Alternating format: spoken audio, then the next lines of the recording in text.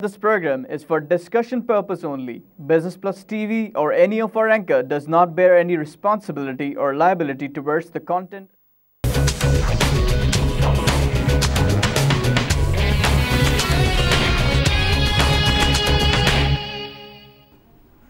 अस्सलाम वालेकुम। Business lunch के साथ मैं हूं आपकी मेज़बान महानूर अली। नाज़रीन, बिज़नेस लंच में आज हम बात करने जा रहे हैं यूएस इलेक्शन के ऊपर। जो प्रेसिडेंशियल इनके इलेक्शन है, इस पर हम बात करेंगे। थोड़ा सा मैं चाहूँगी कि इसके बारे में आपको बता दूं कि अमेरिका में होने वाले जो सदारती इंतखाबात होते हैं उस पर पूरी दुनिया की नज़रें जो हैं वो फोकस हुई हुई होती हैं। दुनिया की सुपर पावर होने के तौर पर जो अमेरिका की रियासत का सदर होता है, एक तरह से हम ये कह सकते हैं कि पूरी ही दुनिया के लिए बहुत जो है अहमियत का हामिल होता है पाकिस्तान, क्योंकि दहाइयों से अमेरिका जो है उसका एक अहम इत्तेहादी रहा है और साथ साथ ये कि दहशतगर्दी के ख़िलाफ़ जंग में भी एक अहम किरदार अदा कर रहा है। इसलिए अमेरिका में होने वाले जो सदारती इंतखाबात हैं वो पाकिस्तान की सियासी, अस्करी और इक़्तिसादी पॉलिसियों पर भी गहरे जो अपने असरात हैं वो डालेगा और हमेशा से डालता चला आ रहा है। थोड़ा सा मैं आपको अपडेट कर दूं अमेरिका में जो इंतखाबात हो रहे हैं इसके हवाले से। अमेरिकी रियासत आयोवा की सदारती मुहिम में डेमोक्रेट्स की हिलरी क्लिंटन और रिपब्लिकन के टेड क्रूज़ ने बरतरी हासिल कर ली और मुतनाज़ उम्मीदवार डोनाल्ड ट्रंप जो हैं वो पीछे रह गए हैं। और जब इन दोनों जमातों का जिक्र करते हैं तो इसमें जो रिपब्लिकन और डेमोक्रेट आमने सामने हैं, रिपब्लिकन बुनियादी तौर पर एक खदामत पसंद जो जमात है, इससे लेफ़्ट हैंड पार्टी का नाम दिया जाता है, जो ज़्यादातर सफ़ेद फार्म बाशिंदों की बालादस्ती का पैगाम रखते हुए पूरी दुनिया पर जो है अपना एजेंडा मुसल्लत करना चाहती है। और दूसरी जानिब जब हम डेमोक्रेट्स की बात करते हैं तो उसको राइट हैंड पार्टी कहा जाता है, जो तरक्की पसंद ख्यालात रखते हुए दुनिया में जमहूरियत की बालादस्ती पर यकीन रखते हैं। और मौजूदा जो हमारे सामने अमरीकी सदर बराक ओबामा हैं, इसी जमात के नुमाइंदे हैं। इस बार जब मैंने आपको बताया कि कल जो ये इलेक्शन यहाँ पे हुए हैं जिसका पहला मरहला था अमरीकी रियासत आयोवा में, उसमें डेमोक्रेट्स की हिलरी क्लिंटन जो हैं वो बाजी ले गई हैं। और जनाब गालिबन अमेरिका की जो तारीख़ है उसमें पहली बार ऐसा हो रहा है कि एक खातून वहाँ की जो है सरबराह बनने जा रही हैं। अब ये बनती हैं या नहीं, ये तो बात की बात है, इस पर ही आज हम बात करेंगे। हमारे जो गेस्ट हैं, पहले उनका तारुफ आपसे करा दूं। हमारे साथ मौजूद है इस वक्त जाहिद हुसैन साहब, फॉर्मर एम्बेसडर। इनसे मिलते हुए जानते हैं कि ये इंतखाबात आखिर क्या है। इसका पहला मरहला है और दूसरा मरहला जो है वो 9 फरवरी को होगा और रियासत हैम्पशायर में। मैं आपको इसके बारे में मज़ीद ही बताऊँगी। मिलते हैं जाहिद हुसैन साहब से। अस्सलाम वालेकुम, कैसे हैं जाहिद साहब? गुड। जाहिद साहब, पहले तो बहुत शुक्रिया आप मेरे प्रोग्राम में तशरीफ़ लाएँ, और दूसरी ये कि बहुत ज़रूरी था कि थोड़ा हमारे नाज़रीन को तमाम मैं बता दूं ताकि वो समझ सकें कि आखिर हम यूएस इलेक्शन पे क्यों बात करने जा रहे हैं। यहीं से बात शुरू करते हैं। जाहिद साहब, हैरत की बात नहीं है कि हम तो बड़े बैकवर्ड लोग हैं, लेकिन हमारे जैसे मुल्क में हमारी जो हुकूमत है उसमें पीएम बेनज़ीर जिस तरह सामने आई, और अगर हम वहाँ देखें इंदिरा गांधी बनी, मगर अमेरिका में क्या वजह है कि कभी इस तरह किसी खातून का नाम नहीं आया? मैं ये समझता हूँ कि खातून को आगे आई नहीं। होता यह है कि मैं आपको इसका, जैसे आपने कहा कि ये दो हिस्से हैं इस इलेक्शन के। जी बिल्कुल। 2016 का जो इलेक्शन है ये 8 फरवरी को होगा, 8 नवंबर को होगा। अब ये फरवरी से लेकर जून तक इनके प्राइमरी इलेक्शंस होते हैं। प्राइमरी इलेक्शन से मतलब ये है कि दोनों पार्टीज, मेन पार्टीज जिसमें डेमोक्रेट्स भी और रिपब्लिकन हैं, इनके अलावा भी पार्टीज हैं, 4-5 पार्टीज हैं जिसमें ग्रीन पार्टीज है, लिबरेटर्स हैं, उसके बाद रिफॉर्म पार्टीज हैं और इंडिपेंडेंट्स हैं। तो ये सारे होते हैं। लेकिन इन दो पार्टीज का खास तौर पे होता है कि इंटरनल इलेक्शंस होते हैं। जब इंटरनल इलेक्शंस होते हैं तो उसमें क्या होता है, उनका ये होता है कि प्रेसिडेंशियल कैंडिडेट्स के लिए वो पहले से फैसला करते हैं कि हम किसको रेकमेंड करेंगे जाके वो फाइनल उसमें जाए, पॉपुलर वोट्स के लिए जाए। अब उसमें ये था कि इनके अंदर डोनाल्ड ट्रंप और सेनेटर टेड क्रूज, ये तो रिपब्लिकन, वहाँ से सैंडर्स डेमोक्रेट्स की तरफ से और हेनरी क्लिंटन। अब सिलसिला ये था कि जैसे अभी आपने इंट्रो में कहा कि जो आयोवा में हुआ उसमें इलेक्शन जो था, जब मैं ये समझता हूँ कि हेनरी क्लिंटन से ज़्यादा इम्पोर्टेंट जो था डोनाल्ड ट्रंप का था। इसको ये उम्मीद थी कि ये इस दफ़ा बरतरी हासिल करेगा, इसने बड़ी मेहनत की थी। लेकिन जहाँ तक आपने इंट्रो में भी कहा कि इनके जो है एक है कि सफ़ेद फॉर्म, जी जी बिल्कुल, वेयर एज इनकी जो पॉलिसी रही है, ये आम आदमी जो एक इंडिया में एक वो पार्टी बनी थी उसकी तरह है कि इसने उस तरीके से किया। और मोदी की जो पॉलिसी थी कि जी वो अपना एक जिसको कहना चाहिए कि सेक्रेटेरियन की वजह से पॉपुलर हुआ। इन्होंने ये किया है कि माइग्रेंट्स के खिलाफ बहुत ज़्यादा तकरीरें की, मुसलमानों के खिलाफ बहुत ज़्यादा तकरीरें, and at the same time he is not comfortable with non whites में अफ्रीकन अमेरिकन आते हैं। अब सिलसिला ये था कि ये रीज़न होने के अलावा कि ये चलो ये अपनी जगह हैं, but he is hard type of person के जो एक अपने फैसलों के अलावा वैसे भी हार्ड लाइनर कहलाता है वहाँ पे। इसकी वजह से इनको वहाँ पे बहुत ज़्यादा तकलीफ हुई और अपने टेड क्रूज जो था सेनेटर वो आगे चला गया। अगर ये नेक्स्ट फेज में जब ये फरवरी के 15 या 16 को होगा हैम्पशायर में, उसमें भी चला गया, बाहर हो गया, तो इसके चांसेस हैं कि टेड क्रूज को जो है ना कंपटीशन रहेगा उन दो में से साथ, सैंडर्स के साथ या हेनरी क्लिंटन के साथ। जो वी एक्सपेक्ट कि जो कल के रिजल्ट आए उस रिजल्ट के मुताबिक मैं ये समझता हूँ कि आगे भी हेनरी क्लिंटन साहिबा जो है वो ज्यादा कामयाब रहेंगी। अब ये सिलसिला ये तो जून तक चलेगा। अब जून में जब आएंगे हम, तो जून में ये फैसला हो चुका होगा कि Ted Cruz against Henry Clinton. अगर ये सारा क्लियर, ये सारा everything goes according to the plan, इस तरह भी हमने देखा जो इस वक्त जो जा रहा है, जो सिचुएशन जा रही है, अगर उसको देखा, अगर वो वहां पे हुआ तो फिर ये जाएंगे पॉपुलर इलेक्शंस के लिए। पॉपुलर इलेक्शंस में ये होता है कि वहां पे जो लोग आएंगे उनमें से दो चीजें हो जाती हैं। एक तो ये होता है कि पब्लिक वोट्स कितने मिले, और इनको वहाँ पे जो कहते हैं पार्लियामेंट कह लें या सेनेट के, उनमें कितना हुआ, उनमें इलेक्टेड वाले के भी है और ओवरऑल वोट्स कितने पड़े, उसको देखते हुए ये यहाँ पे इनको हो जाता है कि वेटिंग कर लेते हैं और उसके बाद उनका प्रेसिडेंट इलेक्ट होता है। प्रेसिडेंट जो है वो अपने नंबर 2 को नॉर्मली वो वाइस प्रेसिडेंट के लिए करता है, और अगर वो ये जैसे ओबामा ने नहीं किया था, हेनरी क्लिंटन को नहीं बनाया था, शी वाज देयर, लेकिन इस दफ़ा अगर ये हुआ कि ये इन्होंने अपना नंबर 2 को बना लिया तो ठीक है, वरना ये इनकी चॉइस होती है किसी को भी बनाए, इसमें वहाँ पे ये नहीं होता कि जी इस पार्टी का उस पार्टी का। अब सिलसिला ये होता है कि ये इलेक्शन जो होते हैं बहुत ही काम एंड क्वाइट होते हैं।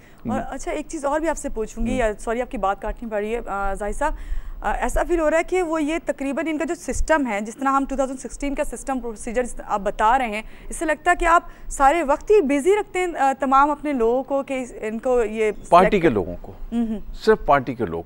अब ये देखें हमारे पाकिस्तान में भी पार्टीज हैं, इनमें इलेक्शंस ही नहीं होते, आपस में भी इलेक्शंस नहीं होते, और ये नहीं कि एक डोमिनेट करता आदमी और उसके बाद वो फैसला हो जाता है कि ये नहीं इनको खड़ा करना।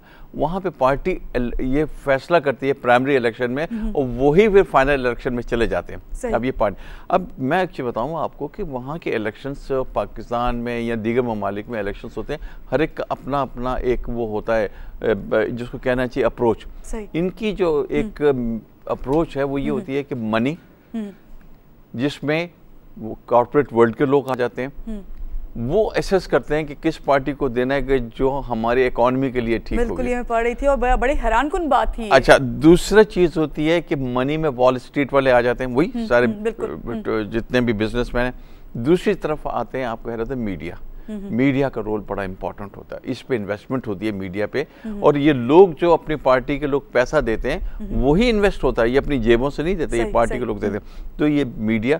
Third thing, military and bureaucratic establishment, उनकी लाइकिंग डिसलाइकिंग क्या होती है, और उसके बाद फाइनली ये होता है कि पब्लिक ओपिनियन में ये देखा जाता है कि जी इन्फ्लेशन रेट क्या था, जॉब अपॉर्चुनिटीज क्या था, कि भाई ग्रोथ हुआ नहीं हुआ, वो डेली पर डे वेजेस का हुआ इंक्रीज हुआ नहीं हुआ, और इकोनॉमी जो ओवरऑल क्या थी। तो इनके जो है बड़े रियलिस्टिक होते हैं, ये तकरीरों पे नहीं जाते, और ये हमारा तो मामला ही बिल्कुल अलग है। वो तकरीरों पे चले गए और ये कह दिया कि कहानियां डाल दी कि जी हम ये कर देंगे, हम ये कर देंगे। No, they are very very clear and conscious about it कि क्या हुआ। तो लिहाजा इसमें इनको एडवांटेज हो जाता है पार्टी इलेक्शन से। सही।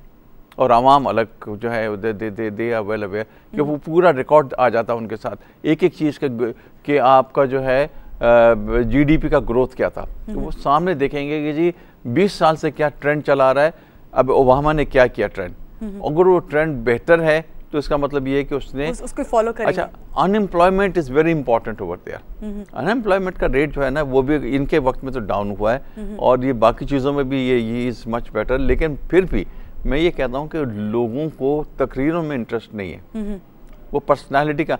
ये फर्स्ट टाइम होगा कि अगर ये चेंज आई अमेरिका में, ओबामा की चेंज आई तो ये पहले वो ये थे कि नॉन वाइट कि जो आए और ये पहली लेडी होंगी कि जो आएंगी, तो लिहाजा मैं ये समझता हूँ कि वहाँ पे ये चीज़ें होती रहती हैं, एक्सपेरिमेंट्स। सही। अच्छा, यहाँ पे जो जब हम इलेक्शन की बात करते हैं जाहिर साहब, तो अभी जब हम पार्टी के इंटरनल सब देख रहे हैं, मामला देख रहे हैं, इलेक्शन जो हो रहे हैं, इसका आउटकम आपको क्या नज़र आ रहा है और इनकी जो सही बेसिस क्या होंगे आगे?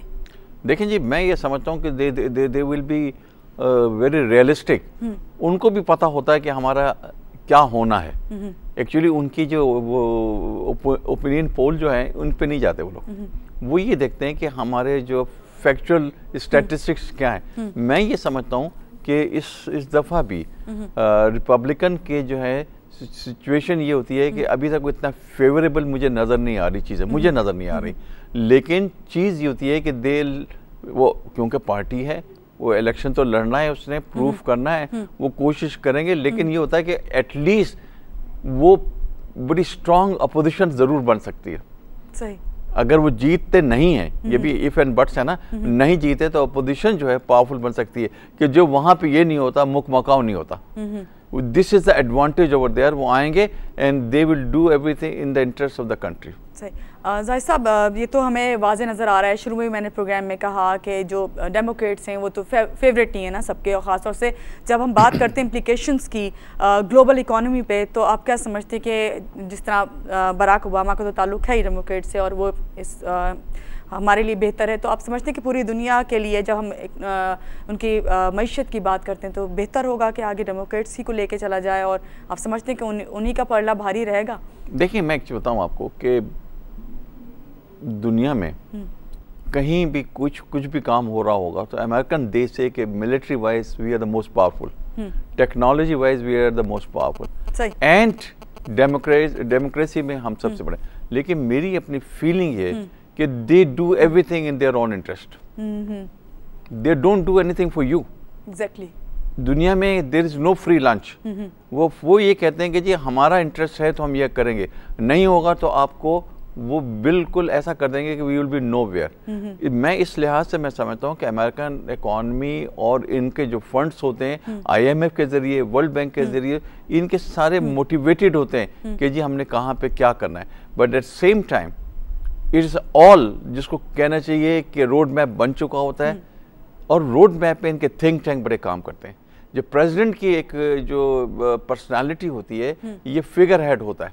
सही। जो थिंक टैंक और इनकी पूरी जो एस्टैब्लिशमेंट है, जिसमें मिलिट्री एस्टैब्लिशमेंट, पाकिस्तान में कहते हैं जी मिलिट्री एस्टैब्लिशमेंट का बड़ा इन्वॉल्वमेंट है, मैं कहता हूँ वहाँ पे बहुत है, दुनिया में हर जगह होता है। लेकिन चीज़ होती है कि ये फिगर हेड जो है, करना कराना जो है वो सारा पीछे से होता है, and that's the reason he is very successful, because he listens to everybody and in the end वो डिसाइड करता है कि ये चीज़ ठीक है, मैं ये बात करूँगा। तो लिहाजा मैं ये समझता हूँ कि डेमोक्रेट्स के आने से पाकिस्तान को एडवांटेज ये होगा कि हेनरी क्लिंटन साहबा आ चुकी हैं यहाँ पे, वो पाकिस्तान को समझती हैं, अफगानिस्तान को समझती हैं, इंडिया को समझती हैं, तो इस रीजन के लिए, हमारे रीजन के लिए she will be may be more favourable to us compare to Republican. सही, क्योंकि अभी भी हमें नजर आ रहा है कि कैरी लोगर बिल की मद में पाकिस्तान को जो बहुत बड़ी रकम मिलती है उसको डेमोक्रेट्स पाकिस्तान उन्हीं की वजह से मिलती है, और दूसरे ये कि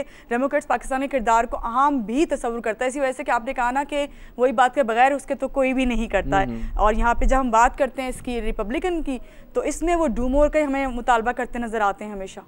नहीं, डू मोर तो ये भी कहते हैं, डू मोर कहेगा, देखिए मैंने आपसे कहा उनका इंटरेस्ट है।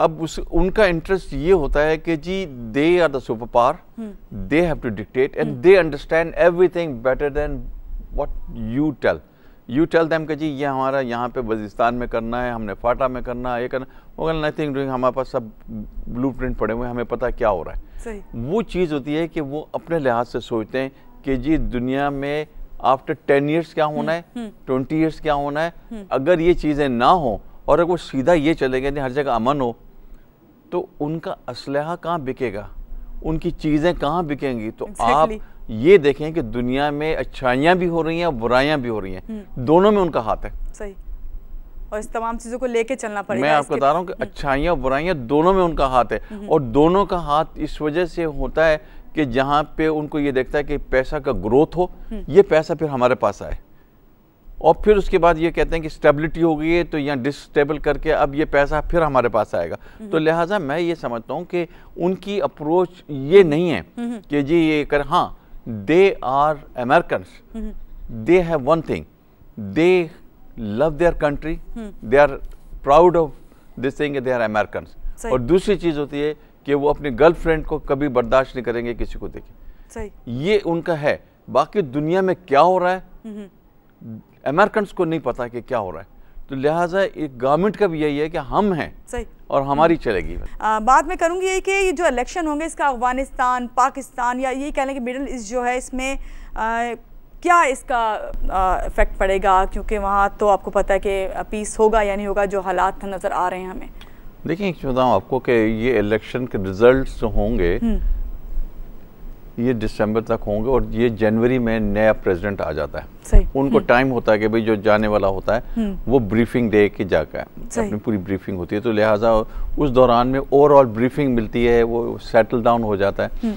मैं ये समझता हूँ कि अगर डेमोक्रेटिक गवर्नमेंट आती है, डेमोक्रेट्स के आने से एक फ़ायदा है कि वो अपनी पॉलिसी को ले कर चलते हैं।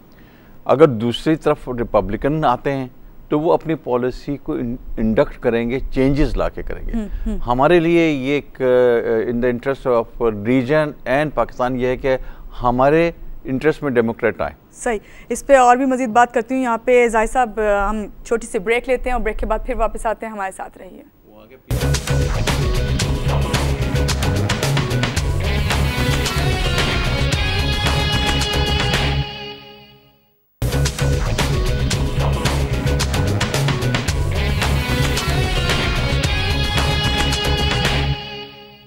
जी जनाब, ब्रेक से आगे वापस बात हो रही है यूएस प्रेसिडेंशियल इलेक्शन पे, और जाहिद हुसैन साहब मेरे साथ। जाहिद साहब, अभी भी सवाल जो बीच में रह गया था उसमें ये था कि जो मिडिल ईस्ट है, जो भी पार्टी आती है उसमें क्या आपको लगता है कि पीस फिर होगा?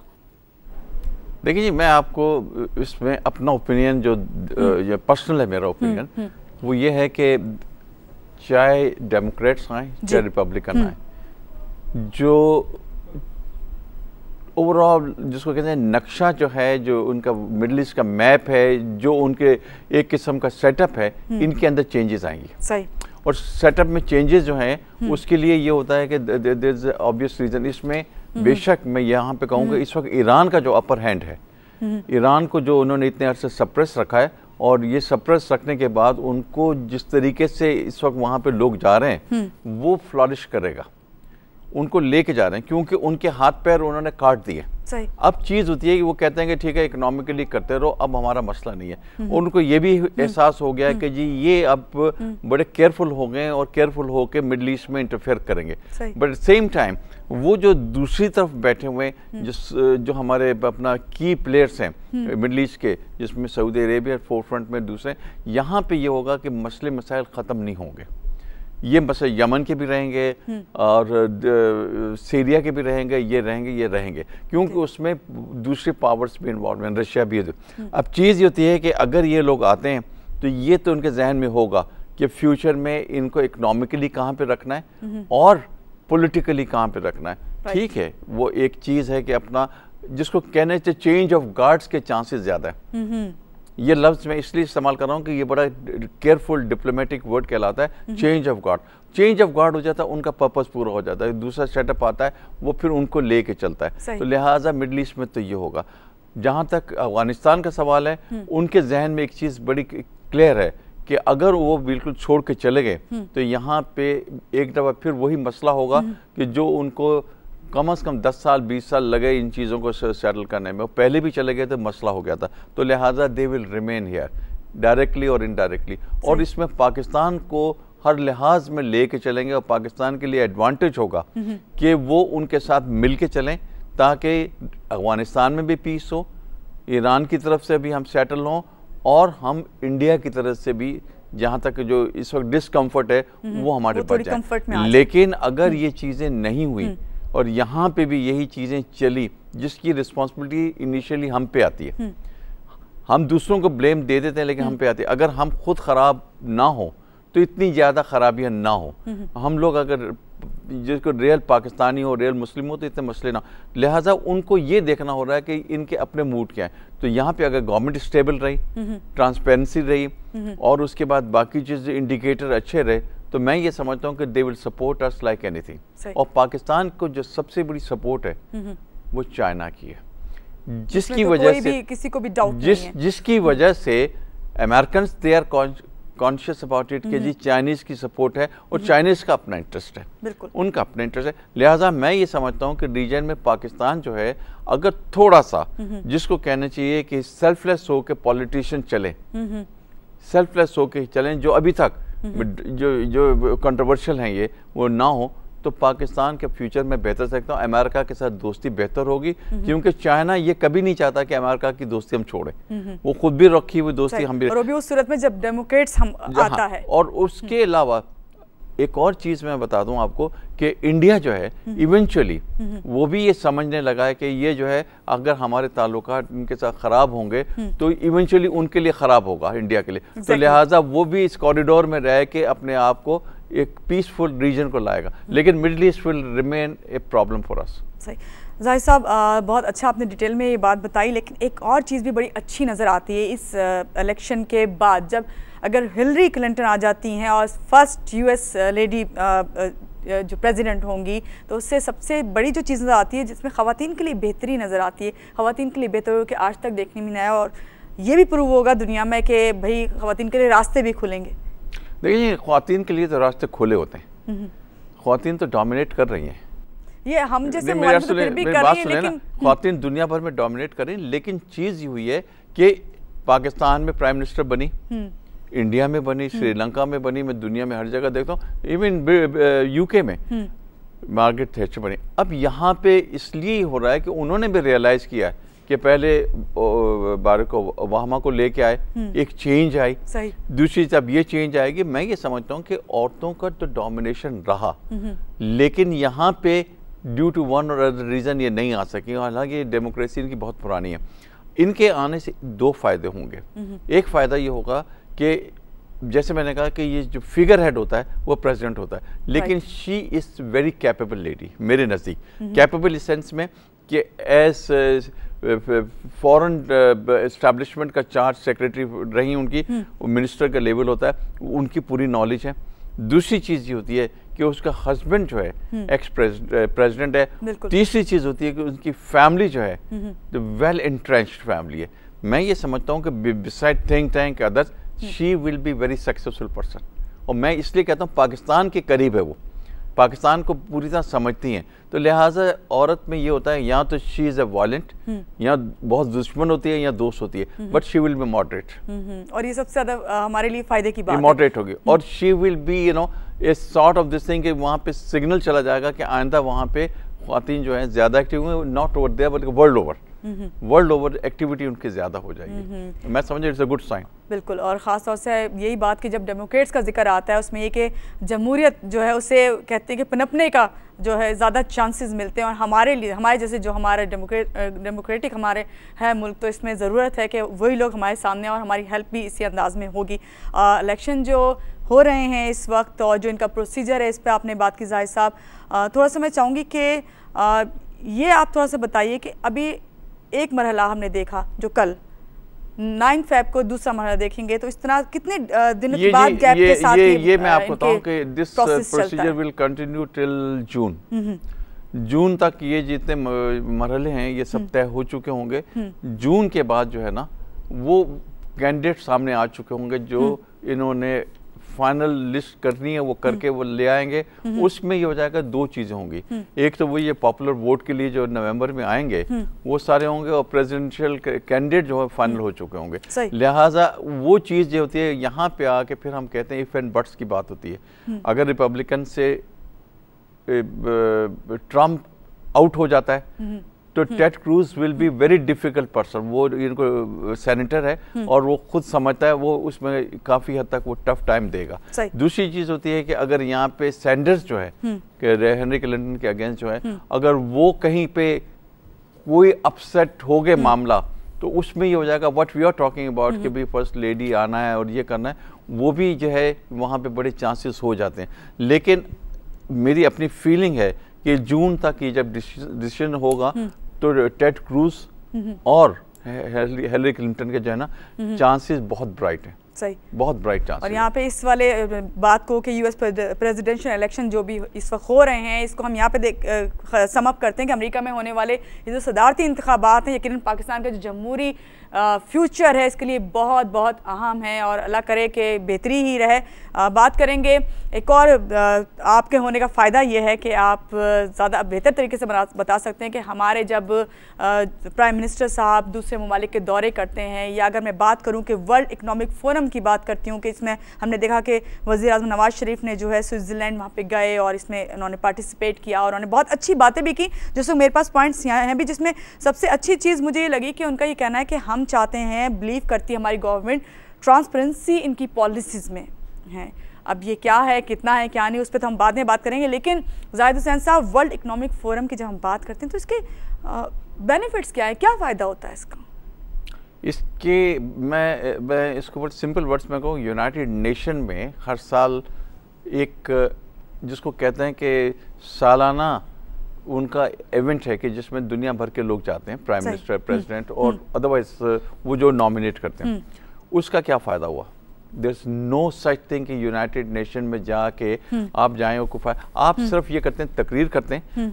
किसी वक्त किसी पॉपुलर कंट्री के और किसी पॉपुलर इंडिविजुअल की तकरीर को सुनने के लिए वहाँ पे ज़्यादा लोग होते हैं, वरना 15-20 लोग बैठे होते हैं। वो पढ़ने के लिए जाते हैं तकरीर, आपने जो पढ़ी लिखी हुई तकरीर जो मिली हुई वो पढ़ ली और आपने कह दिया कि मैंने कर दिया। रिजल्ट कुछ नहीं होता, आपने एक कम्युनिकेशन दे दी, बट जो एडवांटेज होता है वो होता है कि साइड मीटिंग्स जो होती हैं वो आपको एडवांटेज देती हैं। मैं आपको मिलना चाहता हूँ, आप प्रेसिडेंट हैं, आप प्राइम मिनिस्टर हैं, मेरे पास टाइम नहीं है, आपके पास नहीं है, वहाँ पे ये होता है कि एक दूसरे से मुलाकात हो जाती है। एक तो हमारे ये होता है कि फॉरेन मिनिस्ट्री वाले और एम्बेसी वाले और दूसरे लोग मिशन वाले करते हैं, दूसरा लॉबियस्ट करते हैं, उनके भी लॉबियस्ट होते हैं हमारे, वो मीटिंग्स करवाते हैं। वो मीटिंग्स बड़ी इफेक्टिव होती है, आपकी प्रेजेंस जो होती है वो बड़ी इफेक्टिव होती है। इसी तरह हम आते हैं स्विट्जरलैंड पे, डेवोस पे, यहाँ पे जो होता है मेरे नज़दीक इसका पर्पस सिर्फ एक ही है कि आपकी प्रेजेंस हो और आप वहाँ पे जाके साइड मीटिंग्स जितनी भी हैं वो करें। अभी इन्होंने की हैं, लोगों से मिले हैं, वहाँ पे सब कुछ हुआ, लेकिन एट द सेम टाइम आपके पास इस वक्त जो है वो चीज़ नहीं है जिसको मैं कहता हूँ कोई सब्सटेंस है आप जाके दें और लोग आए। दुनिया भर में सारे लोग रिसर्च करते रहते हैं कि किस मुल्क में जाना है और क्या करना है, वो उनके पास सारा डेटा होता है, सब कुछ होता है। आपकी तकरीर या आपकी बात करने से कि जी हमारे यहाँ हर चीज़ बड़ी ट्रांसपेरेंट है, हमारे वो ये सब जानते हैं कि बिजली नहीं है, गैस नहीं है, हमारे यहाँ लॉ एंड ऑर्डर की सिचुएशन ख़राब है, वो प्रॉब्लम है। लेकिन एट द सेम टाइम आपकी प्रेजेंस जो है दैट इज़ वेरी इंपॉर्टेंट। उसकी वजह ये होती है कि आप उस चीज़ को नलीफाई करते हैं कि ठीक है जी हो रही होंगी, लेकिन हम तो आए हैं आपके पास, हम तो कहेंगे कि ये हमारी चीज़ें हैं, आप आए, ज़रूर आए। उससे ये होता है कि लोगों को क्रिटिसिज्म क्या होता है कि जी पीछे आए, बादशाह खान यूनिवर्सिटी में मसला हो गया, वो क्यों 5 दिन बैठे? वो भाई 5 दिन बैठे हैं, अब एक प्रोग्राम बना के गया है, उनकी सारी मीटिंग्स का अरेंज हो रहा है, वो वहाँ से भागे, क्योंकि उसकी वजह ये इंसिडेंट्स होते रहेंगे और हमारे थर्ड वर्ल्ड कंट्रीज़ में ये चीज़ें होती रहती हैं। लेकिन मैं ये समझता हूँ कि ये फ्रीक्वेंट विजिट्स जो हैं इनकी जो है वो अच्छा भी है, और उनके जो नेगेटिव चीज़ें ये होती हैं कि आप इंटरनली जब तक अपने आप को पूरी तरीके से इक्विप नहीं करते कि लोगों के जवाब दे सकें, तो थोड़ा सा वो जो कहते हैं ना कि एम्बैरसमेंट हो जाती है। वो वहाँ पे ये पूछते हैं कि जी हम आना चाहते हैं, आपका जो कॉस्ट ऑफ डूइंग बिजनेस क्या है, आपके पास जवाब नहीं है। ये ना आपके पास मैं आना चाहता हूँ, मैं industrial cost of doing business क्या, इनके पास जवाब नहीं ना, ये समझते हैं। सही, ये नहीं समझते, क्योंकि उसकी वजह ये होती है, ये कहेंगे नहीं आए बड़ा बस बड़ा हो जाएगा, ये हो जाएगा, नहीं, वो तो ये कहते हैं कि हमें एक जवाब दे दें कि जी ये कंपेटिटिव है कि नहीं। इसी तरह वो पूछते हैं लॉ एंड ऑर्डर, आपके हमारे मसले तो नहीं होंगे, सिक्योरिटी है कि नहीं, वो कहते हैं कहाँ सिक्योरिटी।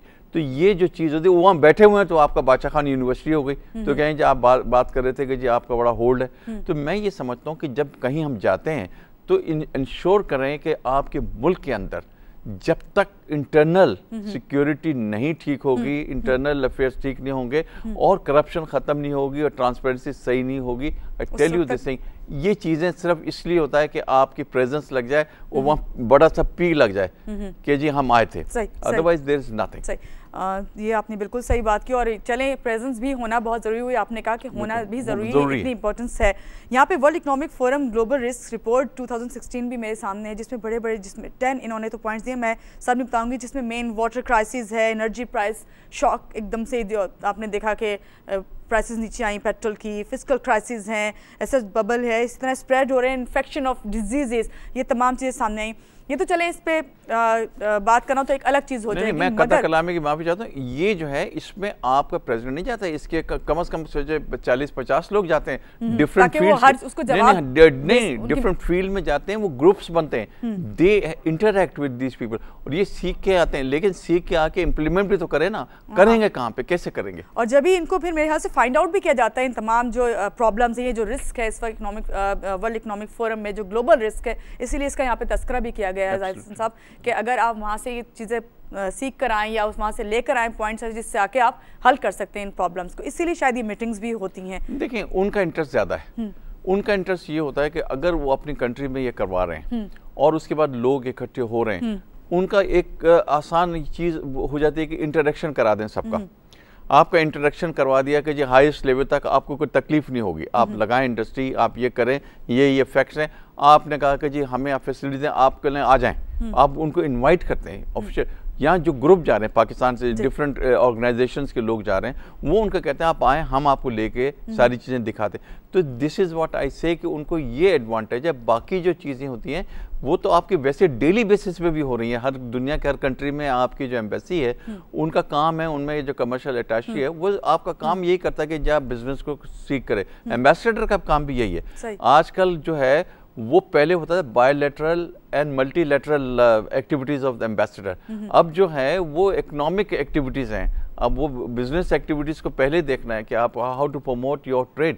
तो लिहाजा अब चीज़ वर्ल्ड ओवर बदल गई है कि वो जाके ना एम्बेसडर बैठ के ना वो नहीं करेंगे कि जी हम जाएंगे, हम बैठ के खाना खाएंगे और हम वहाँ पे बैठ के हमेशा से सोच यही आती है। This is now the trend has change. जो नहीं करे वो हमारे यहाँ जैसे लोग हैं उनको ये चीज़ कही गई है कि you have to concentrate to promote business. Zahid Hussain साहब, आपने खुद खिदमत अंजाम दी हैं, एम्बेसडर आप रहे हैं, आप थोड़ा सा बताइए मुझे कि आप जब एम्बेसडर थे तो क्या चीज़ सबसे ज़्यादा फेस करनी पड़ती थी दूसरे ममालिक में जाके आपको पाकिस्तान के अगेंस्ट? देखिए जी, मैं आपको बताऊं कि मैं एक चीज़ बताऊं आपको कि बड़ी इंटरेस्टिंग चीज़ है कि दुनिया में हर जगह लोगों का एडवांटेज है कि अगर अमेरिकन पासपोर्ट है तो 150 कंट्री में जाएंगे, ब्रिटिश पासपोर्ट है तो 120 कंट्री में जाएंगे वीज़ा के बगैर। पाकिस्तान वाहिद कंट्री है कि जिसमें मुश्किल से 2 कंट्रीज थे, श्रीलंका था और एक आध कोई और था कि जहाँ पे आपको वीज़ा की वो भी ख़त्म हो गई।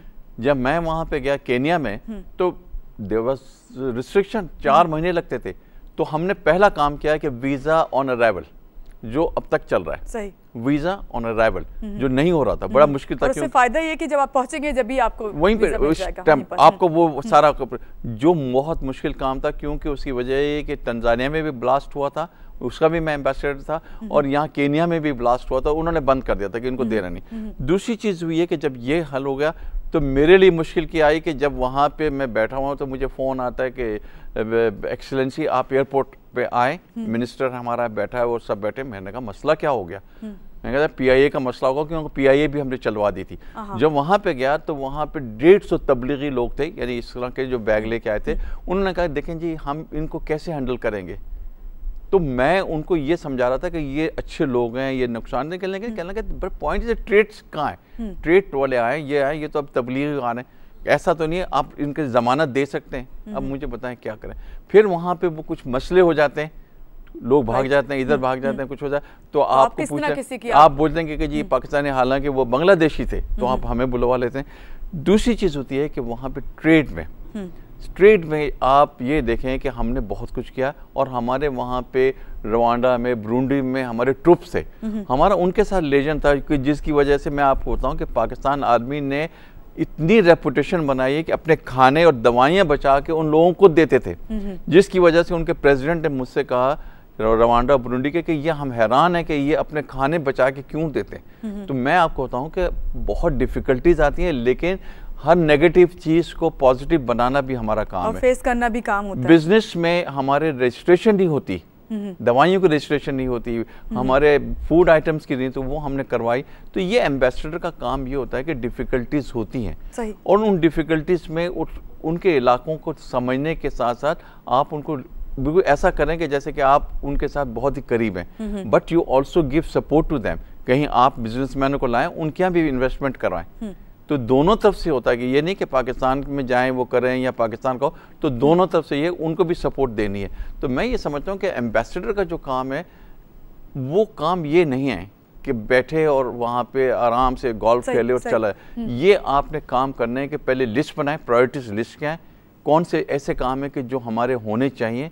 आपके प्रेसिडेंट्स की विजिट है, प्राइम मिनिस्टर की विजिट्स हैं, आपके वहाँ पे मिनिस्टर की विजिट है, तो मेरे होते हुए मैं ये ना मुझे अल्लाह का शुक्र अदा करना चाहिए कि मैं समझता हूँ कि हर महीने यहाँ कोई जर्नल्स आ रहे हैं या मिनिस्टर्स आ रहे हैं, बहुत काउंट किए जाती हैं चीजें। ये जर्नल्स आ रहे हैं या मिनिस्टर्स आ रहे हैं या बिजनेस डेलीगेशन आ रहे हैं या कोई और एक्टिविटीज हो रही है। तो मैं आपको इस चीज़ की वजह बता दूं कि not this thing it's credit to me, but it was my responsibility कि मैं ये आया हूँ, मेरी रिस्पॉन्सिबिलिटी है। मेरे घर में कर रहे होते हैं अपनी मेरे घर पे पाकिस्तान का झंडा है, मेरी गाड़ी पे पाकिस्तान का झंडा है, लिहाजा मुझे ये करना है। And I was also chairman G77 and China 134 countries का यूनाइटेड नेशन की वजह से। तो उसमें एक एडवांटेज हुआ कि हम जहाँ जहाँ जाते थे तो कहते हैं कि ये पाकिस्तान का रिप्रेजेंटेटिव है। तो मैं ये बताना चाहता हूँ कि एम्बेसडरशिप का काम जो है ना वो बहुत इंपॉर्टेंट काम है, और बाज़ बहुत अच्छे हैं, बाज़ बहुत अच्छे हैं, और बाज़ ऐसे हैं कि जो सिर्फ ये है कि ठीक है एम्बेसडर हैं, लेकिन मैं ये समझता हूँ कि it is big responsibility. Exactly यहाँ पे वर्ल्ड इकोनॉमिक फोरम की हम बात कर रहे हैं, तो यहाँ जो हमारे यहाँ जब जिक्र आता है, जब हमने अभी जो प्राइम मिनिस्टर की बात की, स्विट्ज़रलैंड वो गए, हमारे एक जहन में सवाल आता है जाहिद साहब कि हमारे जो ज़्यादातर मसाइल हैं वो रीजनल हैं, ईरान, अफगानिस्तान, इंडिया, असल तो हमारे मसाइल इनके दरमियान है ना। तो ये भी बड़े लोगों के जहन में सवाल आता है कि इसको क्यों नहीं। देखिए मैं आपको मैं एक चीज़ बताता हूँ आपको, अच्छी पॉलिटिक्स, अच्छी गवर्नमेंट और अच्छे डिसीजन वो होते हैं कि जिसमें सबसे पहले आप अपने नेबर को अपना दोस्त बनाएं। नेबर्स को अगर आपने दोस्त नहीं बनाया, मैं इंडोनेशिया और मलेशिया गया तो मैंने उनसे पूछा कि आपके जितने पड़ोसी मुल्क हैं उनके साथ आपके बड़े अच्छे टर्म से कहना है, अगर इनके यहाँ कोई मसला हो गया वो मसला हमारे दरवाजे पे आ जाएगा, तो हम कोशिश करते हैं कि इनके साथ हम इतना कोऑपरेट करेंगे इनके मसले ना हो। आपका नेबर जो है इस वक्त चाइना है, आपका नेबर ईरान है, अफगानिस्तान है, और ये चीज़ करते हुए आप इंडिया पे आ जाते हैं आप इस तरफ। मैं ये समझता हूँ कि ये ईरान को आपने शुरू में बहुत वो दिया, उन्होंने इम्पोर्टेंस दी, रिकग्नाइज किया उन्होंने पाकिस्तान को सबसे पहले। आज जो है थोड़ी सी इसमें डिफ़िकल्टी है कि जो थोड़ा सा ना जिसको कहते हैं कि गैप है हमारा, वो गैप हमारा ख़त्म होना चाहिए, क्योंकि हमें अपने पर्सनल इंटरेस्ट देखने चाहिए। ना तो हम शिया हैं, ना हम सुन्नी हैं, ना हमको और हैं, हम पहले मुसलमान हैं और पहले पाकिस्तानी हैं, उसके बाद सेकेंडरी चीज़ें। ये तो अपना हर फिरका हर एक का अपना है, वो जाने, लेकिन आप इसको ये देख के चलें कि उनकी तरफ से भी कोई अगर गलत फहमी है आप दूर करें इनके साथ। एट द सेम टाइम आप सऊदीया के साथ अपने टर्म्स अच्छे रखें, कोई हर्ज नहीं है, दुनिया में हर एक के साथ करें, लेकिन नेबर्स को इग्नोर ना करें, क्योंकि बुरा वक्त जब आता है ना तो बॉर्डर के जरिए आपका आज मैं आपको बताऊं, डॉलर जो है आपका 107 रुपया 60 पैसे 70 पैसे 90 पैसे, वो डॉलर ये क्योंकि ईरानियन करेंसी की कीमत एकदम शूट कर गई, और वो सारे लोग डॉलर ले रहे हैं और वहाँ पे वो कह रहे हैं कि जी हमें दें, और सारा डॉलर वो क्योंकि आपके बॉर्डर खुले हुए हैं। इसी तरह आपके ये चीज़ें अगर आपके साथ उनकी पहले अंडरस्टैंडिंग होती तो आप बिजनेस के सारे लोग भेज देते। आपके यहाँ बिजनेस की इतनी अपॉर्चुनिटी से ईरान में कहीं नहीं होगी। Thank you so much Zahid Hussain साहब, मेरे प्रोग्राम में तशरीफ ला। सबसे बड़ी बात है कि आज हमने यूएस इलेक्शन की बात की है, तो इसमें अपने नाज़रीन को हम यही कहेंगे कि अमेरिका में होने वाले सदारती इंतखाबात यकीनन पाकिस्तान के लिए एक बार फिर मैं आप लोगों को कह रही हूँ कि जमहूरी मुस्तकबिल के लिए बहुत अहम होंगे। होंगे अगर जो है एक तरफा मुकाबला जीतने के बाद अमेरिका की पहली खातून सदर बन गई हिलरी क्लिंटन साहिबा। तो इसी बात के साथ महानूर अली को दीजिए इजाज़त। अल्लाह हाफिज़।